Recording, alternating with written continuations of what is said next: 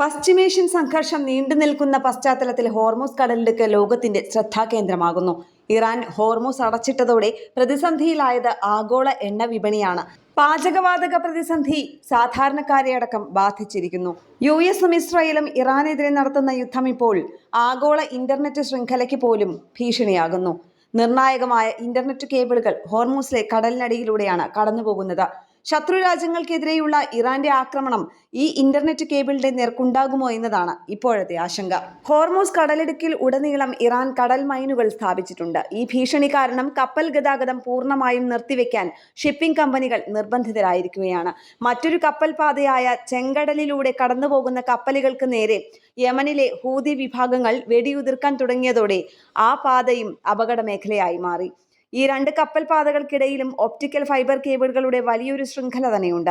ആയിരക്കണക്കിന് കിലോമീറ്റർ നീളത്തിൽ വ്യാപിച്ചു കിടക്കുന്ന ഈ നേർത്ത കേബിളുകളാണ് വീഡിയോ കോളുകൾ, ഇമെയിലുകൾ മുതൽ ബാങ്കിംഗ് കൈമാറ്റങ്ങൾക്കും AI സേവനങ്ങൾക്കും വരെ ആവശ്യമായ ആഗോള ഇന്റർനെറ്റ് വിവരങ്ങളെല്ലാം വഹിക്കുന്നത്. ചെങ്കടലിലൂടെ 17 അന്തർവാഹിനി കേബിളുകൾ കടന്നു പോകുന്നുണ്ടെന്നാണ് റിപ്പോർട്ടുകൾ.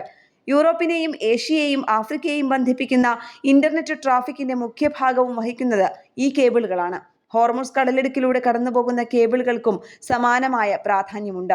ഇന്ത്യയുടെ വിദേശ ഡാറ്റ കണക്ഷനുകൾ ഈ ലൈനുകളുമായി നേരിട്ട് ബന്ധമുള്ളവയാണ്.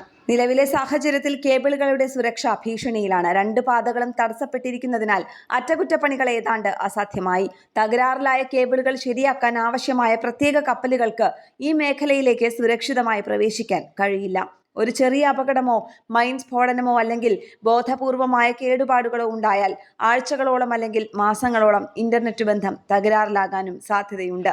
ആമസോൺ, മൈക്രോസോഫ്റ്റ്, ഗൂഗിൾ തുടങ്ങിയ പ്രമുഖ ടെക്നോളജി കമ്പനികൾ UAE, സൗദി അറേബ്യ തുടങ്ങിയ ഗൾഫ് രാജ്യങ്ങളിൽ വലിയ ഡാറ്റാ സെന്ററുകൾ നിർമ്മിക്കാൻ കോടിക്കണക്കിന് രൂപയാണ് നിക്ഷേപിച്ചിട്ടുള്ളത്. ആ മേഖലയെ ആർട്ടിഫിഷ്യൽ ഇന്റലിജൻസിന്റെ അടുത്ത പ്രധാന കേന്ദ്രമാക്കി മാറ്റുകയാണ് അവരുടെ ലക്ഷ്യം. ഏഷ്യയിലെയും ആഫ്രിക്കയിലെയും വിപണികളെയും ഉപയോക്താക്കളെയും ഈ കേന്ദ്രങ്ങളുമായി ബന്ധിപ്പിക്കുന്നത് സമുദ്രത്തിനടിയിലുള്ള ഈ കേബിളുകളാണ്. ഇന്റർനാഷണൽ ഡെസ്ക്, കേരള പ്രണാമം.